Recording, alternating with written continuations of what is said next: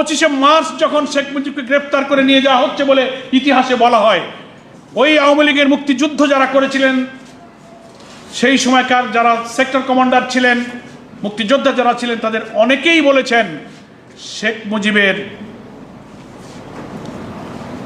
বাড়ি থেকে গ্রেফতারের ঘটনাকে বলা হচ্ছে ওটা গ্রেফতার উনি হননি, উনি গ্রেফতার ওনাকে করা হয়নি, উনি নিজেই ধরা দিয়েছেন।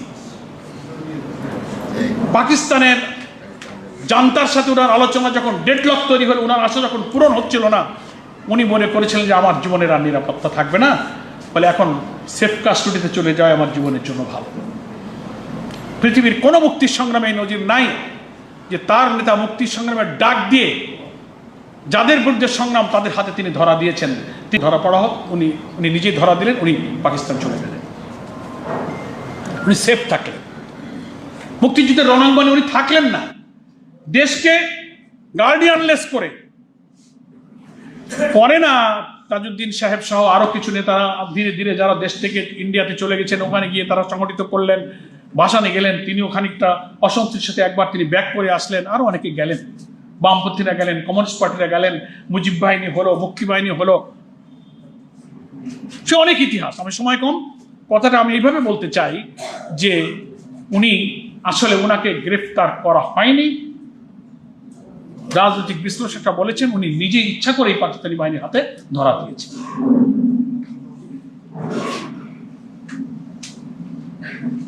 সেই কারণে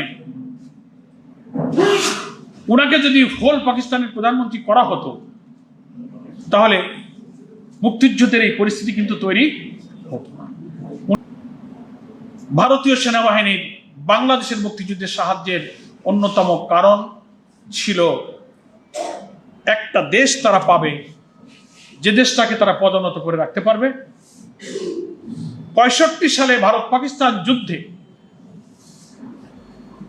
পাকিস্তানের কাছে ভারতের যে লজ্জাজনক পরাজয় হয়েছিল, সেই পরাজয়ের প্রতিশোধ নেওয়ার জন্য 71-এর মুক্তিযুদ্ধকে তারা সুযোগ হিসেবে গ্রহণ করেছে।